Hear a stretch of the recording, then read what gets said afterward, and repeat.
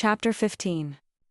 The next day, Daisy and Elliot were on their first official date, browsing the stacks of books at the Cinnamon Bun bookstore, when Daisy heard a sound that made her blood run cold. "Wait," she hissed, grabbing Elliot's forearm before he could leave the aisle they were currently perusing. "What is it?" Elliot froze, turning back to her. He looked cute today, slightly less disheveled, like he'd tried to get his hair in order. They'd spent the last half an hour just sipping their coffees and looking at books, side by side in the stacks. Every once in a while, Elliot's arm would rub against hers, or he would peer at her over the top of the book he was holding, and smile at her. It was peaceful and comfortable, and Daisy was pretty sure no one had noticed them except for Hazel. But now it was time for them to perform. She had to sell it. She was not cursed Daisy, not unlucky in love, not a person who caused marriages to break up with. Vibes. No, she was Daisy in love. Daisy in a perfectly healthy and functional relationship who now channeled all those romantic feelings into her work and sprinkled love around like some kind of goddamn Cupid. Okay, she might need to tone it down a tad. She shook off the anger at her situation. That wasn't going to do her any good right now. The book club is here. Daisy could hear the distinct sound of Jacob laughing and Nancy trying to call the meeting to order. If they needed to convince anyone in town that they were in love, it was these romance-reading fiends. Okay, Elliot waited for her to explain, clearly not understanding the gravity of the situation. And that's bad? No, it's good. If it's so good, then why are your fingernails digging into my arm? He asked with a lopsided smile. Oops. She loosened her grip, rubbing her palm over the place on Elliot's forearm where she'd left little crescent moons with her nails. It was a nice forearm. Long, lean muscle leading to a big hand with strong fingers. Daisy? Right, sorry. She pulled her hand away, letting Elliot's arm drop back to his side. I meant it's good because we need more people to see us together, and the book club will spread the news far and wide. Great. Yeah, but we need to be really convincing. They'll be able to sniff out a fake from miles away. Daisy, they're just a book club. Ha! Said by a man who is clearly not from around here. So, what's the plan? Elliot tucked the books he was carrying under his arm, an amused smile on his face. How about, maybe they didn't actually need to put on a play in front of these people. Maybe they could just hint at it, create the illusion.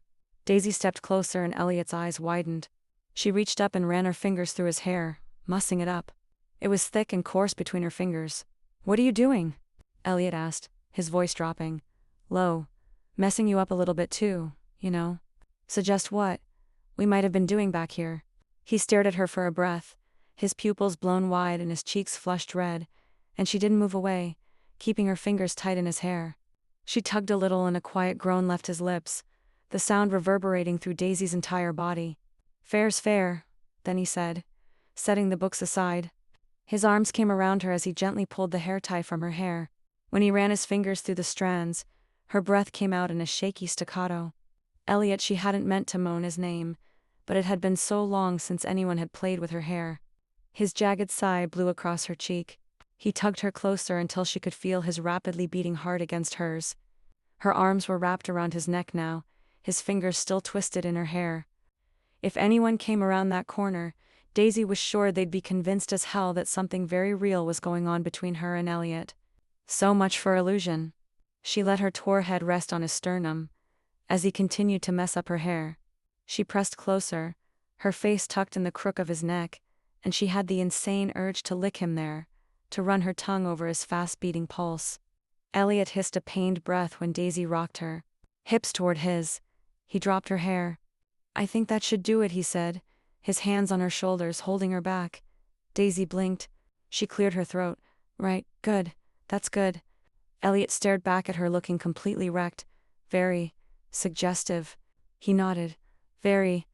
He certainly looked like they'd been up to something back here in the stacks, and if Daisy's racing heart and flaming cheeks were any indication, she probably did too. Okay, let's do this.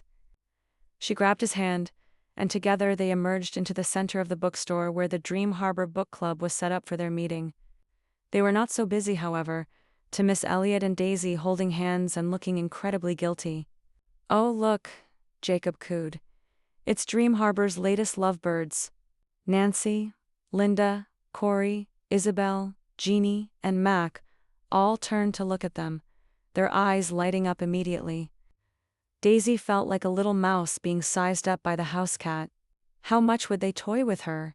What have you two been up to today? Mac asked with a knowing smirk. Books, Daisy blurted out. Looking for books. Together? How sweet, Isabel said, her gaze running over their red faces and mangled hair. Maybe they'd been too convincing. Daisy felt exposed. Nothing she and Elliot had just done had felt fake. But she remembered her mission. Her shop. We just love to be together, Daisy said, gazing up at Elliot and nudging her elbow into his side. He blinked. Yes. We, can't seem to get enough. Wow, Corey said, from her perch on a stool by the window. We didn't realize things were so serious between you two. Very serious, Daisy said. It's nice to see you so happy, Nancy said, her shrewd gaze still flicking back and forth between them. Is it? Of course, dear. That's what we all want for you. Daisy forced a smile. She held back the words bubbling up in her throat.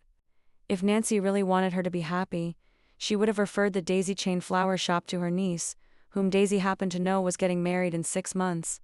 Well, we are very happy. She didn't realize how hard she was squeezing Elliot's fingers, until he gave a gentle squeeze back. She loosened her grip and peeked up at him. He winked at her and she couldn't help the way her forced smile turned real. Is the shop open today? Mac asked, pulling Daisy's attention back to the group. Yeah, Lou is there all day. Why, Mac? Buying flowers for Annie, Jacob teased. Mac just grinned like he couldn't be happier to buy his girlfriend flowers. Maybe if the town was filled with a couple hundred Macs, then Daisy's store would survive. Of course. What did you do? Mac scoffed. I didn't do anything. Can't I just buy my girl some flowers? Jacob crossed his arms over his chest, staring Mac down until the other man confessed. Okay, I may have beat her at cards last night. Huh, she really hates to lose, doesn't she? She really, really does. The book club descended into a conversation about whether or not Mac should always let Annie win for the rest of forever, but Daisy was tuning them out. She'd take any business she could get at this point, even if it was due to Mac's poor decision-making and Annie's inability to lose gracefully. Should we go? Elliot's words tickled her ear as he leaned down to whisper to her. Yeah, let's get out of here. They'd done what they needed to do. At the very least, they'd been seen looking like perverts who maul each other between the bookshelves. That seemed like as good a place to start as any. Before they could sneak out the door, though, Jeannie called them back. Wait, Estelle and Henry really want to help with your town research. Are you going to come up to the farm? Daisy hesitated. She was definitely still curious about her great-aunt, but she didn't want to force Elliot into doing even more for her than he already was. Definitely, Elliot answered before she could say anything. I mean, I'd love to. We just, haven't discussed our, schedules yet. He looked at Daisy with a slight panic in his eyes like he'd somehow just blown their cover. She squeezed his hand and he blew out a breath. We'll figure it out and get back to you, she told Jeannie before attempting to steer Elliot toward the door again. You two are leaving already? Jacob asked with a little pout. You should stay. We didn't read the book, Elliot told him, as though that would get the book club off their back. It's okay, Jeannie said. You're still welcome. Yeah, it's a good one this week, Jacob went on. The Duke's fake. It's a marriage of convenience story. Daisy swallowed hard. Were they messing with her? He has to marry her to save her reputation. That sounds ridiculous, Daisy said, gripping tight to Elliot's hand again. The poor man was going to have her fingernail marks all over him by the end of today. Do not think about where else your fingernail marks could go. Do not. Ridiculously sexy, Isabel added with a laugh. Damn it, could everyone here read her mind? That part where she convinces him to give her lessons? The way Corey said lessons made it very clear they were not of the horseback riding variety. And honestly, it was all reminding Daisy a little too much of the offer she made to help Elliot practice dating. Not that she meant practice that. She was sure Elliot didn't need any practice with ... Not horseback riding. He'd been married. She was sure he'd already had plenty of practice. He was probably very good at it. We have to go. She nearly shouted the words, and the book club looked at her in alarm. I mean, we have plans. She forced another smile. So we should go. Now. Sorry. Maybe next time. She dragged Elliot from the bookstore like it was on fire. It may as well have been with how hot she suddenly felt. Was it unseasonably warm today? It felt unseasonably warm. You okay? Elliot asked with a bemused smile as Daisy stopped in the middle of the sidewalk to tug her sweater over her head. Fine, she answered from inside it. She was all tangled up now, her left arm stuck, and she couldn't get it over her head. She let out a little growl and then felt Elliot's hands on her arms. Hold still, he laughed. Let me just. He pulled the sleeve and the sweater came free, her hair flying up in a static wee mess around her head. Elliot ran his big hands over her hair in an attempt to calm it, and instead set off little electric shocks zipping around her ears. From the static. Not from his touch. It was science. Shut up, brain. There, he said, still standing too close, his hands resting gently on her shoulders. All better. Right, thank you. You sure you're okay? He asked, peering down at her with concern. She must look insane dragging him out of there like that, and then promptly getting trapped in her own clothing. Had thinking about sex with Elliot really gotten her that twisted? Yes, it had. We don't have to go up to the farm. I didn't mean to agree without talking to you. It's just me and my history nerd stuff. Hard to resist. It's fine. I'm actually excited to go. Okay, good. His brow furrowed between his glasses, giving him a stern professor vibe. Like, maybe she was in trouble. Maybe she had to stay after class. ... What the hell was wrong with her? So, is there another reason you just got in a fight with your sweater? And now you're staring at me like I just grew horns? She laughed, sounding just as unhinged as she felt. Nope, all is good. You do not have horns.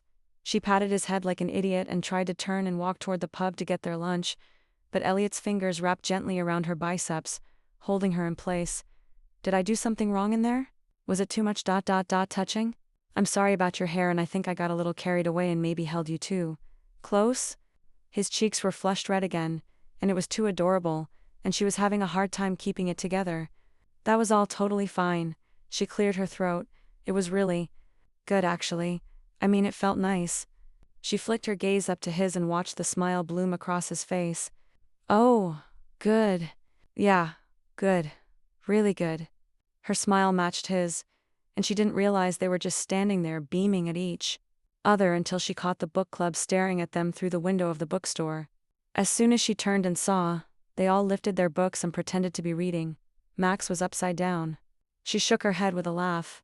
Should we continue with our date? She asked. And Elliot grinned. I'd love to. Daisy refused to acknowledge that the excitement she felt about spending the rest of the day with Elliot was not fake at all.